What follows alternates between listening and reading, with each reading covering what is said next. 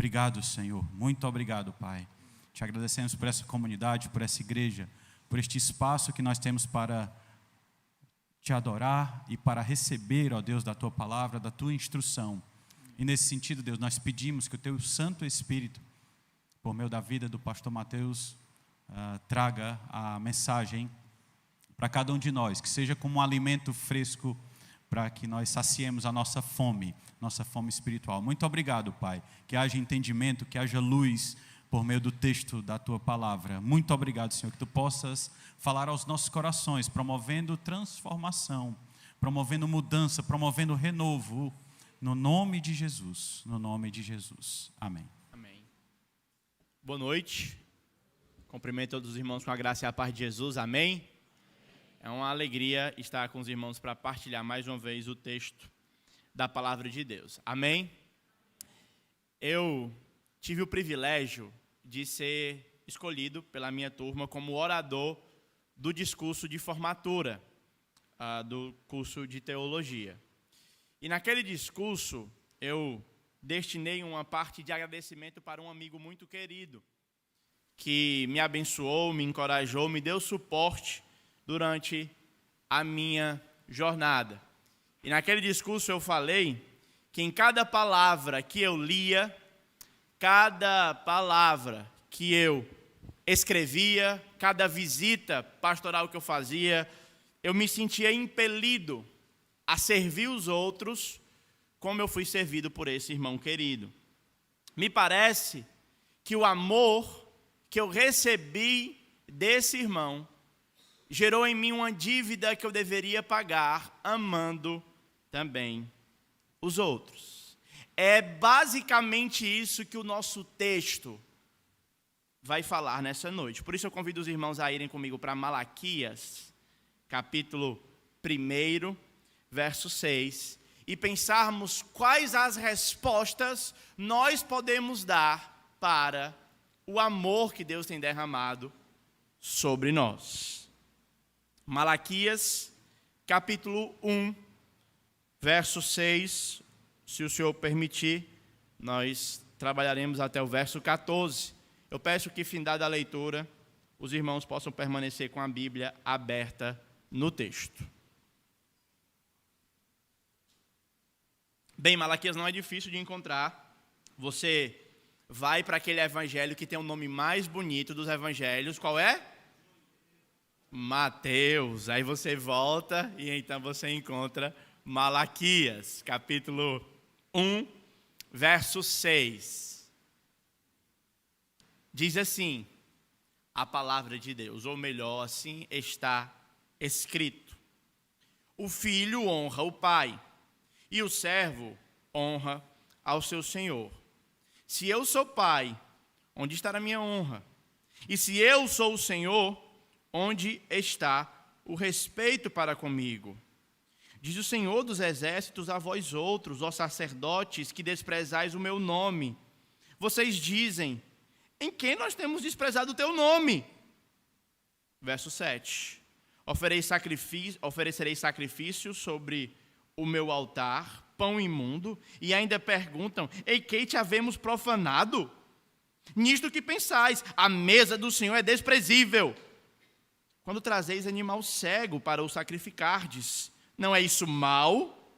E quando trazeis o coxo ou o enfermo, não é isso mal? Ora, apresenta-o ao governador. Acaso terá ele agrado em ti, e ele será favorável a ti? Diz o Senhor dos exércitos. Agora, pois, suplica o favor de Deus, que nos conceda a sua graça, mas com tais ofertas nas vossas mãos aceitará ele a vossa pessoa?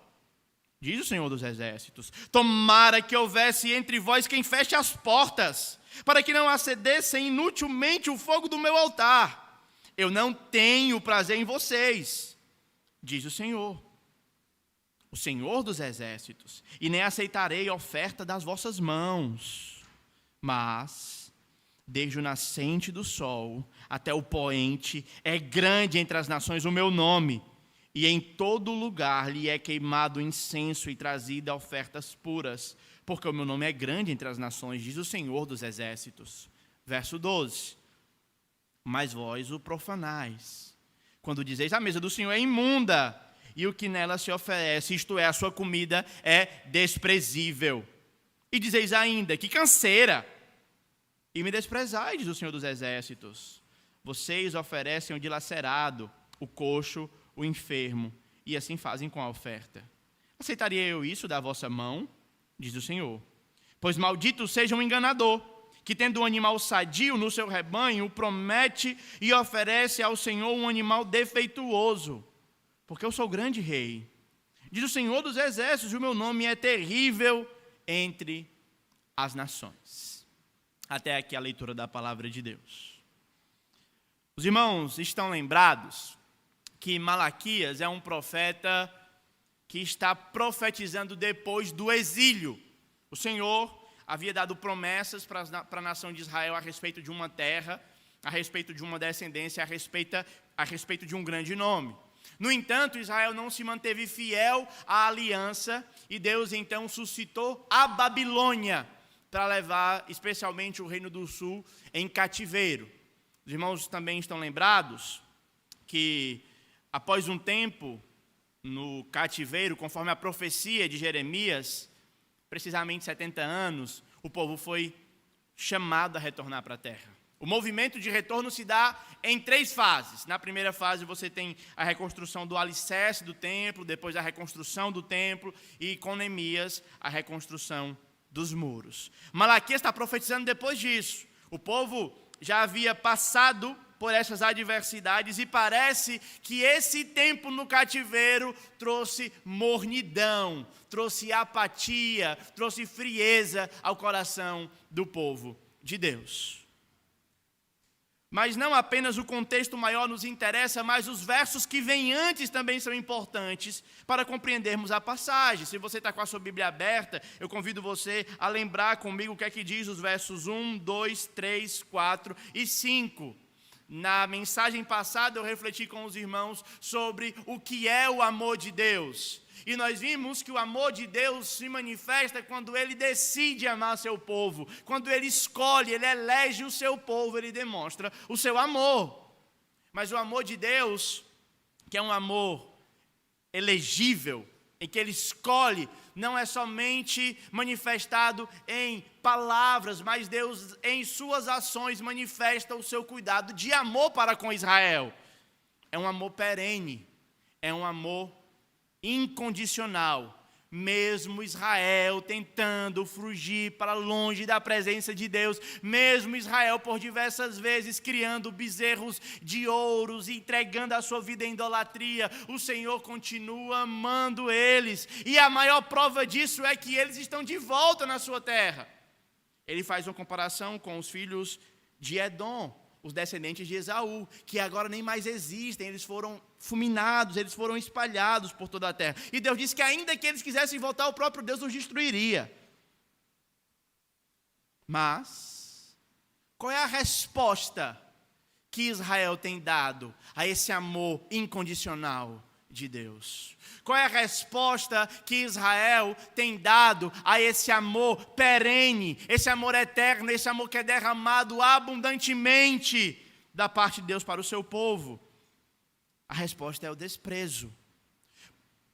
Mas o objetivo de escolher esse texto para essa noite, meus irmãos, não é tanto olhar para o passado em Israel, mas é perguntar para nós nessa noite como nós temos respondido ao amor de Deus que tem sido derramado em nossos corações pelo Espírito Santo que nos foi dado. Qual será as nossas semelhanças e qual será as nossas diferenças com Israel? Hoje eu quero ver com os irmãos respostas erradas que alguém pode dar para o amor de Deus. A primeira delas está no verso 6. A primeira resposta errada, se você gosta de tomar nota, é: aqueles que respondem errado ao amor de Deus desprezam o nome do Senhor. O texto inicia no verso 6 com o próprio Senhor falando. O filho honra o seu pai e o servo ao seu senhor. Mas se eu sou o seu pai, onde está a minha honra? Se eu sou o seu servo, onde está o respeito para comigo? E aqui nós precisamos entender a relação de Deus com Israel. Logo no começo da Bíblia, no segundo livro, em Êxodo capítulo 4, verso 22, eu convido você a deixar a fitilha ou o dedo marcado em Malaquias e voltar comigo lá para Êxodo capítulo 4, verso de número 22.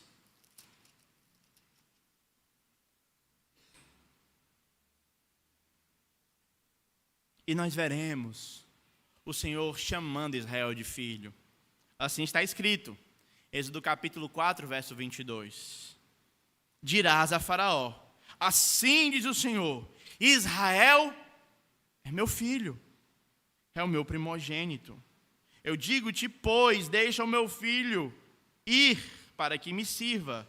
Mas se recusares, se não deixá-lo ir, eis que eu matarei o teu filho, o teu primogênito. Veja, meus irmãos, Israel é filho de Deus. O Senhor chama Israel para uma relação de paternidade. Por causa disso, então, esperava que, como filho, Israel honrasse a Deus como seu pai. Era o que se esperava de um filho. A lei do Senhor, os 10 mandamentos, tão conhecidos por nós, nos ensina o que é que o filho deve fazer com o pai? Honrar.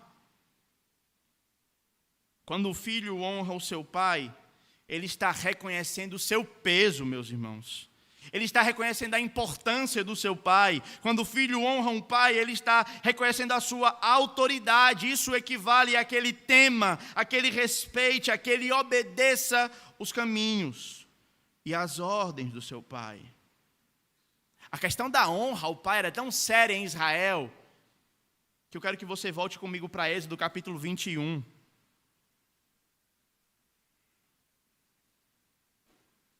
Verso 15. Êxodo 21, verso 15. Assim está escrito: quem ferir seu pai ou sua mãe será morto. Verso 17 do mesmo texto: quem amaldiçoar o seu pai ou sua mãe será morto.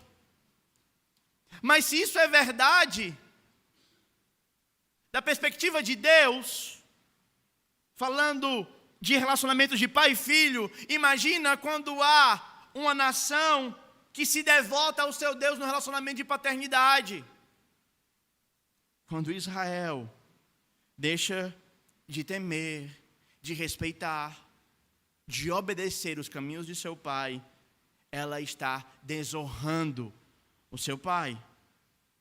Mas o desprezo pelo nome do Senhor não é somente na questão da paternidade, também aparece quanto ao respeito. Israel, além de ser filho de Deus, também era um servo de Deus. Isso a gente pode ver em Deuteronômio, capítulo 10. Abra comigo, ainda mantendo o texto lá de Malaquias, mas Deuteronômio, capítulo 10. Verso 12. Deuteronômio 10, verso 12. Assim está escrito. 12, verso 12. Agora, pois, ó Israel, o que é que o Senhor requer de ti? Não é que o temas o Senhor teu Deus e andes em todos os seus caminhos, e o ame, e sirva ao Senhor teu Deus de todo o teu coração e de toda a tua alma. Verso 13. Para guardares os mandamentos do Senhor e os seus estatutos que hoje te ordeno para o teu bem. Quando Israel se coloca em uma relação de servidão como servo de Deus, ela precisa, ou a nação precisa, primeiramente, andar nos caminhos de Deus. Depois, amá-lo de todo o coração, amar de toda a alma, amar com força o Senhor que a libertou. E um terceiro aspecto, o serviço de Israel para com o Senhor também envolve o amor ao estrangeiro.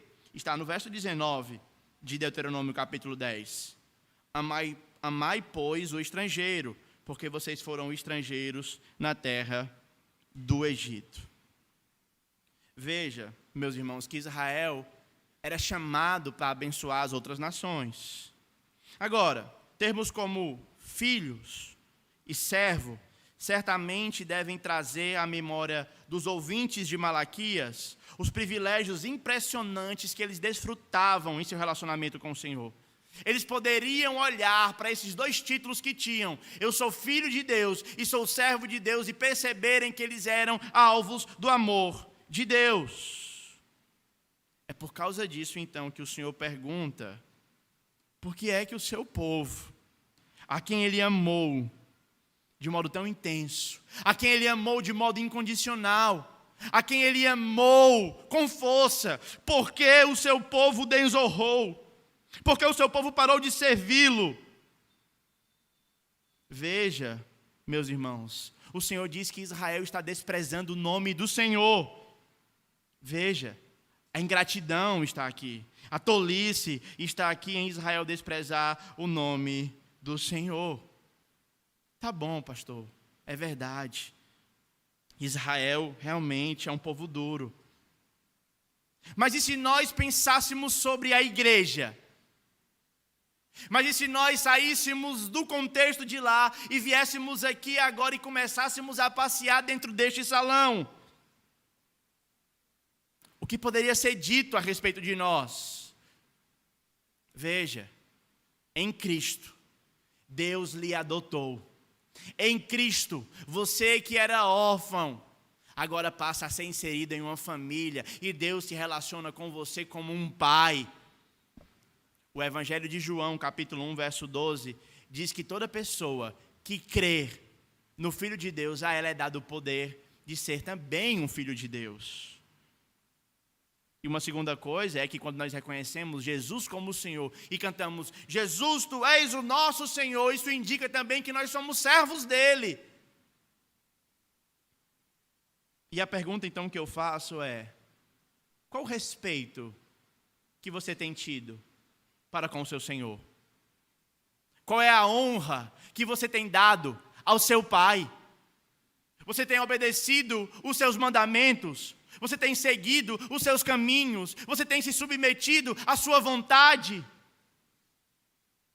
Ou como um servo, você não subjugou todos os seus planos àquele que é dono da sua vida? Ou como um filho, você pediu a parte da herança que lhe cabe e se rebelou contra o pai? Qual é o relacionamento seu nessa noite como um filho? Há quanto tempo você não para conversar com o pai? Há quanto tempo você para não demonstrar honra ao pai? Há quanto tempo você não se submete ao Senhor Jesus? O chamado nessa noite, meus irmãos, é que nós aprendamos com os erros de Israel. É que olhando para o erro desse povo, nós possamos, como igreja, trilhar um rumo diferente que eles trilharam. Mas por que isso? Porque perceba que a falta de honra ao Pai, que a falta de temor a Deus, que o desprezo para com o nome do Senhor tem graves implicações para as nossas vidas. E uma delas é que o desprezo ao nome do Senhor nos leva para um desprezo na adoração. Desprezar o nome do Senhor vai também fazer com que nós desprezemos o culto, meus irmãos. Nós vamos ver isso a partir do verso 7 de Malaquias. Convido você então para voltar comigo, Malaquias capítulo 1, verso 7.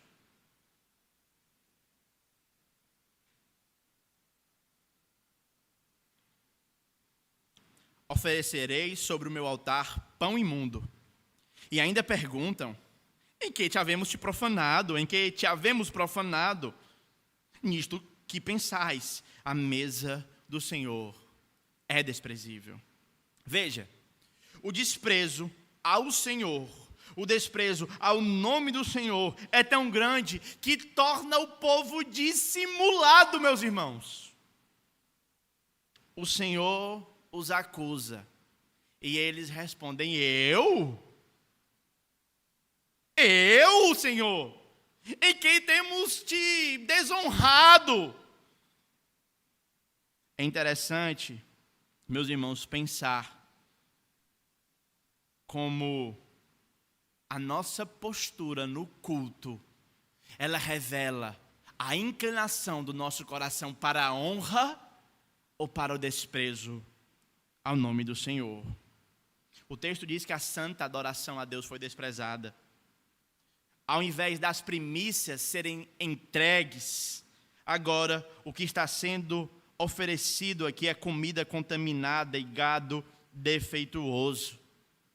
Os irmãos lembram da lei? Acho que nessa altura do campeonato, os irmãos, na sua leitura anual, já estão chegando na lei. Sei que alguns leem mais rápido, outros leem mais devagar, mas eu espero que pelo menos todos estejam fazendo a sua leitura bíblica anual, para que ao final do ano toda a nossa igreja possa ter lido pelo menos uma vez a Bíblia inteira em 2023. Amém?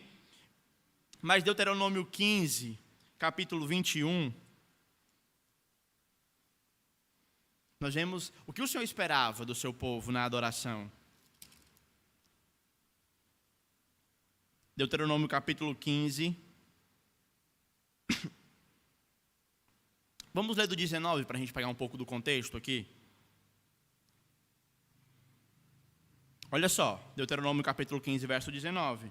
Todo primogênito que nascer do teu gado ou das tuas ovelhas, o macho consagrarás ao Senhor teu Deus. Com o primogênito do teu gado não trabalharás, nem tosquearás o primogênito das tuas ovelhas. Comê-lo-ás perante o Senhor, tu e tua casa, de ano em ano, no lugar que o Senhor escolher. Porém, havendo nele algum defeito, se for coxo ou cego, ou se tiver outro defeito grave, não o sacrificarás ao Senhor teu Deus. Aqui, irmãos, há um mandamento claro do que o Senhor espera que o seu povo faça no culto. Israel não estava entregue às suas próprias convicções ou fazer aquilo que eles achavam melhor. Deus havia os direcionado. Como é que ele quer ser adorado? É dessa forma. E o povo, mesmo consciente disso, escolheu desobedecer a lei de Deus e ao invés de trazer a primícia, trazer o melhor para honrar o nome de Deus e cultuá-lo da maneira que ele merece ser cultuado, o povo passou a trazer o coxo, o cego e o doente. A ideia, voltando para Malaquias, é que isso não foi uma coisa que aconteceu uma única vez. É que parece que essa prática de desprezar o nome do Senhor e a adoração pública a Ele havia se tornado rotina em Israel. E é interessante, meus irmãos, pensar que eles acreditavam que não havia nada de errado com isso. Eles até achavam lícito e tentavam se defender, tentavam se justificar. Não estamos errados, não. Eu jamais faria um negócio desse. É interessante que quando o pecado ele se torna impune, quando você deixa de vigiar, quando você deixa de lutar contra o pecado na sua própria vida, então ele passa a tomar conta de você. E daqui a uns dias você vai estar se pegando, explicando os seus erros, tentando achar justificativas para permanecer errado.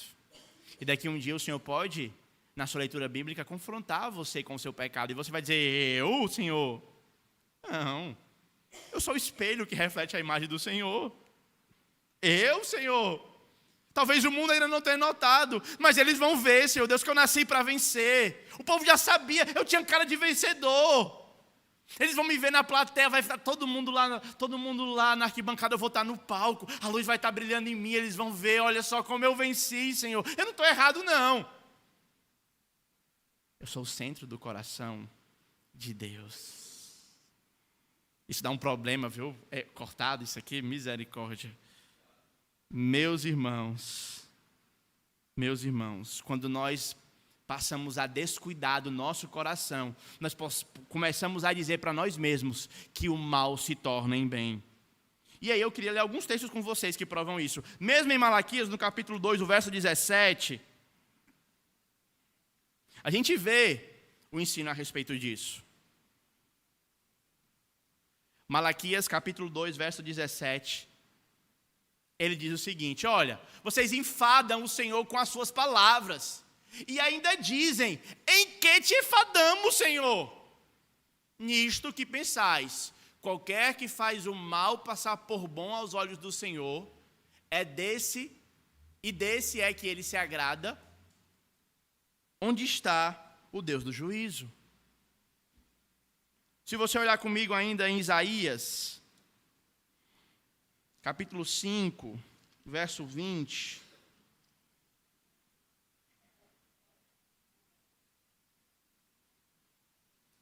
Nós temos uma sequência de ais aqui.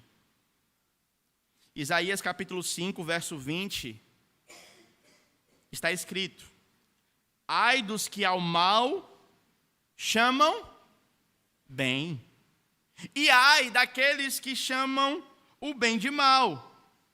Ai daqueles que fazem da escuridade luz e da luz escuridade. Ai daqueles que põem o amargo por doce e o doce por amargo. Ai daqueles que tentam subverter a realidade estabelecida pelo Senhor. Por isso, meu irmão, eu convido você, nunca deixe de guerrear contra o pecado.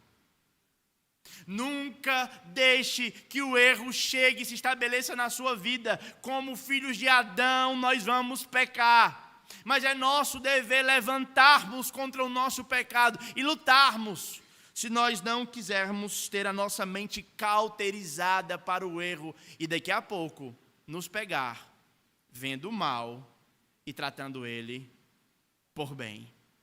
E também vendo o bem e tratando ele por mal. Mas pense, o que é verdade sobre Israel, de alguma forma também poderia ser verdade sobre nós, a igreja. Será que Israel, que desprezou a adoração pública, é diferente de nós? E aí a pergunta é: será que nós temos honrado ao Senhor, honrando o culto cristão? E eu queria então propor para vocês alguns textos bíblicos que falam coisas diretas a respeito de como nós podemos honrar o nome do Senhor no culto cristão. Eu convido os irmãos a abrir comigo em Hebreus, capítulo 10, verso 25. Hebreus 10, verso 25.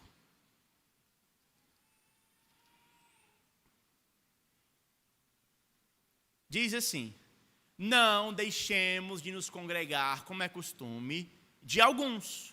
Antes, façamos admoestações, tanto mais quando vedes que o dia se aproxima. A forma mais simples que nós temos para valorizar a adoração cristã, o culto, é vir. É vir. A forma mais simples que nós temos e o que o texto espera de nós é que nós estejamos presentes na reunião dos santos que se reúnem para louvar o nome do Senhor.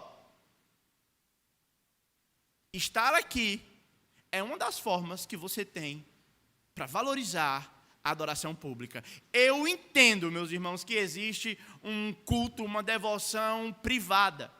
Eu entendo que existe uma devoção pessoal. No entanto, em nenhum lugar da Escritura você vai ter licenciosidade para escolher entre a adoração pública e a adoração pessoal. Alguns dizem: se eu já faço adoração pessoal, eu adoro o Senhor na minha casa, eu não preciso de reunião. Se eu me reúno com os crentes, eu não preciso de momentos a sós com o Senhor. Não, meus irmãos, o texto é claro. Nós precisamos uns dos outros para nos congregarmos. O contexto aqui é de reunião, é de culto. Se você quer honrar o nome do Senhor e honrar a sua adoração, você precisa vir. Esse é o primeiro ponto. O segundo ponto, meus irmãos, é uma coisa bem interessante. Não tão difícil quanto a primeira. Colossenses capítulo 3, verso 16.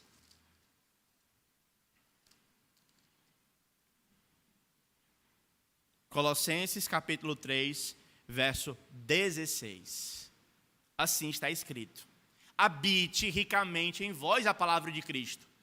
Instruam, aconselhem-se mutuamente em toda a sabedoria e louvem a Deus. Como? Com cânticos, hinos, com salmos, hinos, cânticos espirituais, com gratidão em vosso coração. A segunda maneira, o segundo texto, a segunda coisa que nós aprendemos da palavra de Deus sobre como podemos honrar o nome do Senhor no culto, é que ao chegarmos aqui, nós não sejamos apenas consumidores ou telespectadores do que se acontece. Ao chegar aqui, o seu convite é para que você venha aqui e cante e louve a Deus. A palavra cantar envolve aqui uma produção de som, uma produção fonética. Eu vou falar, não, eu estou cantando aqui na minha mente. Então, os usos dessa palavra, as possibilidades de uso, num período entre 400 anos antes e 400 anos depois, eu fiz questão de checar isso, envolvem emitir som. Juntos as pessoas se reúnem e elas abrem a boca e cantam de modo audível. E esse falar, esse som que é emitido enquanto nós cantamos as Escrituras, é uma das ferramentas que Deus tem para que a palavra de Deus habite ricamente em nós. Como a palavra vai habitar ricamente em nós se você chega e fica cantando na sua mente? A ideia é que nós cantemos, enquanto cantamos para Deus, cantamos também uns para os outros. Amém? E sobre música, irmãos, também tem uma coisa muito interessante. Hebreus capítulo 2.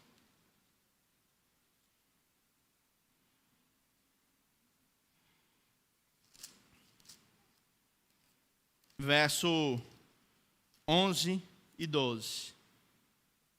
Hebreus capítulo 2, verso 11 e 12. Pois, tanto o que santifica como os que são santificados, todos vêm de um só. Por isso é que ele não se envergonha de lhe chamar de irmão, falando de Cristo aqui, dizendo que Cristo não se envergonha de nos chamar de irmão, dizendo: a meus irmãos declararei o teu nome, cantar-te-ei louvores no meio da congregação.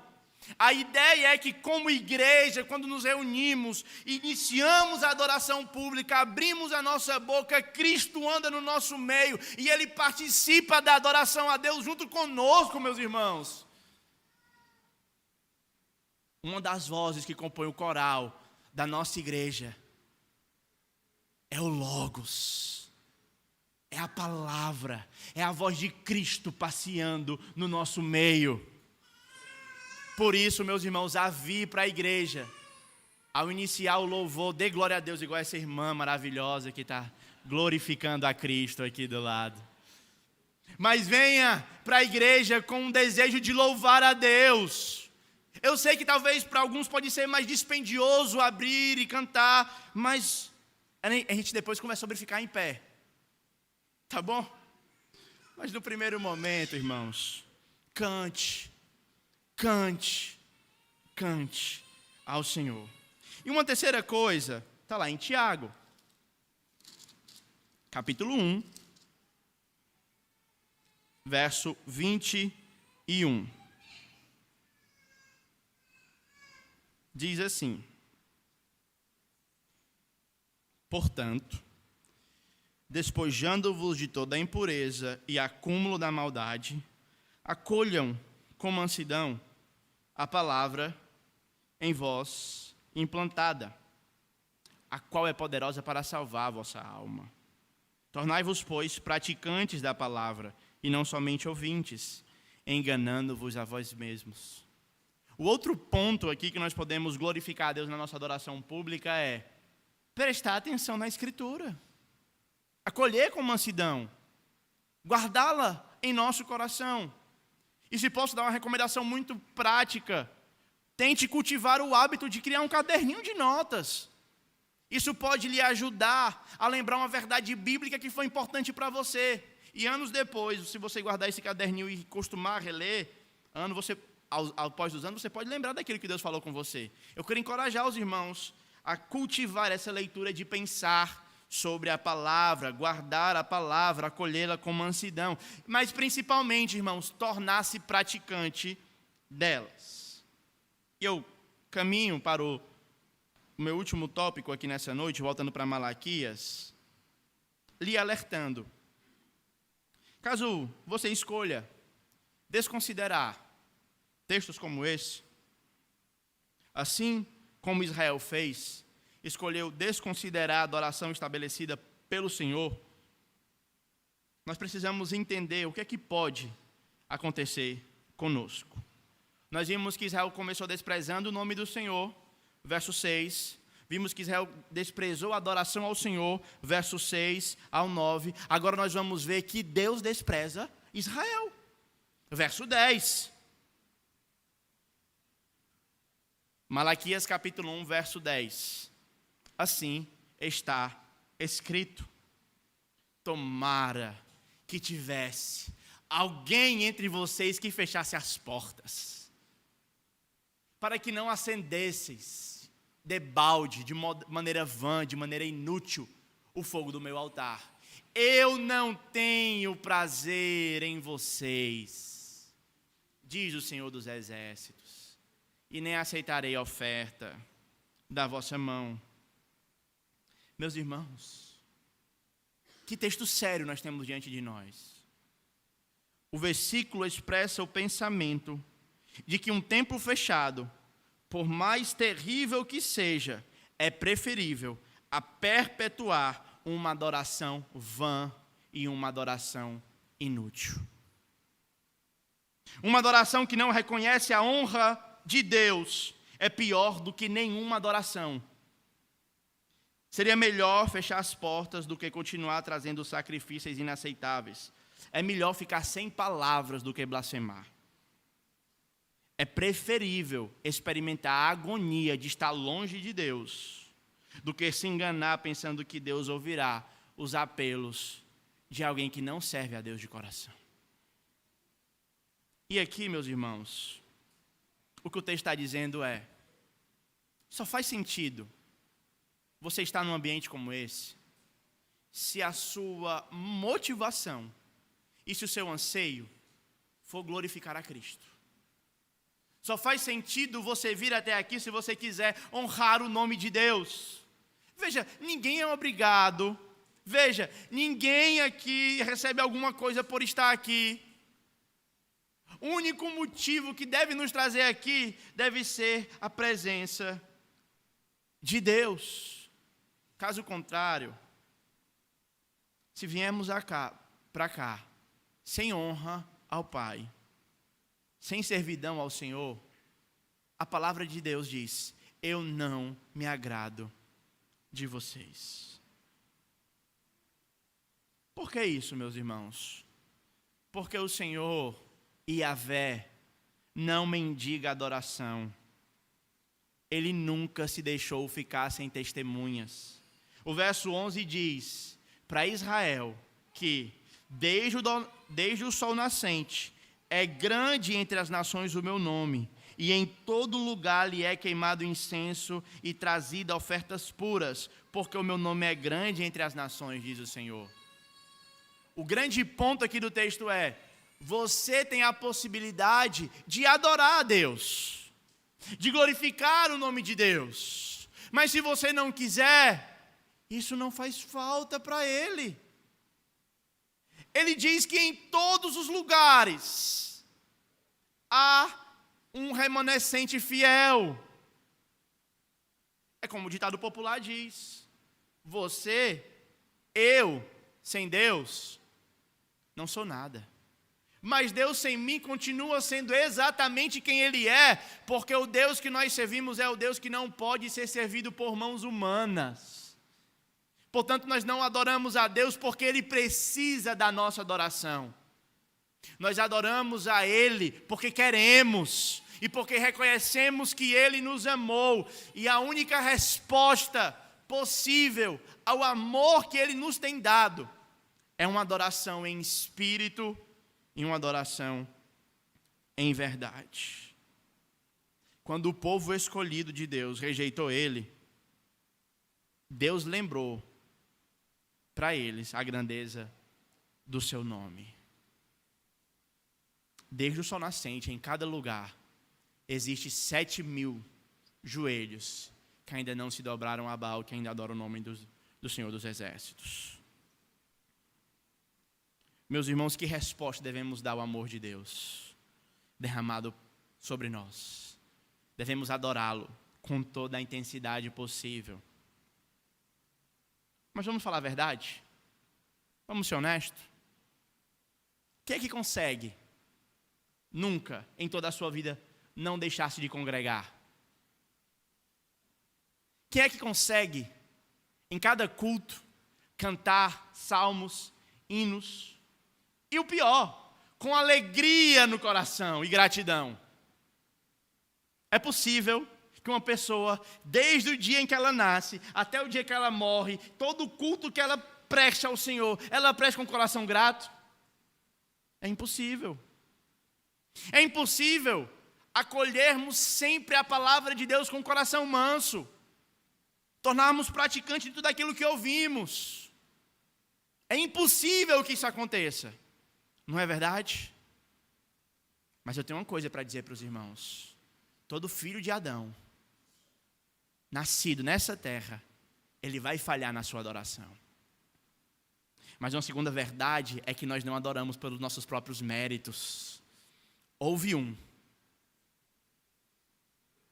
que na plenitude dos tempos pisou aqui nessa terra. Houve um que do dia da sua concepção até o dia da sua partida, ele honrou o seu posto de filho. Houve um que desde o dia em que ele teve duas vontades diante dele, a sua e a do seu pai, ele abnegou a sua e foi obediente até a sua morte. Até o caminho do pai, a vontade do pai, foi obediente até a morte de cruz. Houve um servo fiel, em quem o pai disse: tu és o meu filho amado, em ti eu tenho o meu prazer. Quando nós nascemos, Deus disse: eu não tenho prazer em vocês, mas para o filho, para Cristo, ele tem prazer. Por isso, meus irmãos, eu convido todos nessa noite a não adorarem pelos nossos próprios méritos, mas confiando única e exclusivamente nos méritos de Cristo, a fiel testemunha, o verdadeiro adorador, o Filho, o servo, Jesus, o nosso precioso Salvador.